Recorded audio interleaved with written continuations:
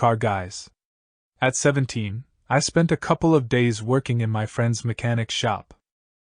I'm not a car guy and never have been. In my brief apprenticeship, I changed some oil, fixed a couple of leaking tires, and whined to my boss about the stench of differential fluid while changing it. I learned a few things in those days. I still change my own tires. The car guys are rolling their eyes at me right now. As we all know, changing tires is hardly worth putting on my resume. Here's the point. My brief discipleship under that mechanic led to some real learning. Men, has your discipleship to Christ led to real learning? Among the best modern translations of what Jesus and the Jews of his era called discipleship is apprenticeship. It's not perfect, but it avoids many potholes. What have you learned to do in your apprenticeship to Jesus that you didn't or couldn't do before? Which logs have you taken out of your own eye? Are you usually more focused on that than the speck in your boss, spouse's, or prime minister's eyes?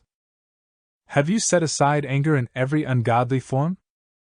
How's your journey with lust? When you look around, do you see daughters of God or objects of desire? Has an enjoyable and powerful prayer life supplanted some of your scrolling? What have you learned to do in your apprenticeship to Jesus that you couldn't do before? Discipleship in the West is often treated as information gathering. We flock to sermons and studies, much like someone might watch YouTube clips about fixing cars.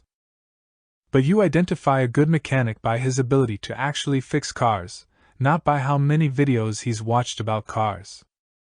Jesus said you identify a Christian by their love. John 13 verse 35. How's your apprenticeship going? Does sacrificial love flow from you as effortlessly and easily as a real mechanic changes tires and brakes? Following Jesus will lead to more knowledge and more obedience. A fourth-year mechanic apprentice should know things about cars and be able to fix them in a way that a first-year can't.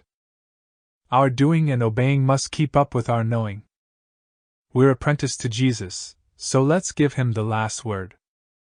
Everyone who hears these words of mine and puts them into practice is like a wise man who built his house upon the rock. Matthew 7 verse 24, emphasis added. Prayer, Lord, show me my next step of obedience. Pause for a moment and see what comes to mind. If nothing does, choose an obvious step of loving another. Jesus, give me strength to do what you just pointed me to. Amen.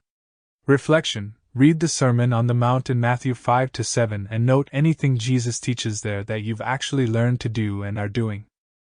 Consider how you might focus on this kind of learning and help your Christian community be a place that celebrates learners at every level who are growing in their apprenticeship to Jesus.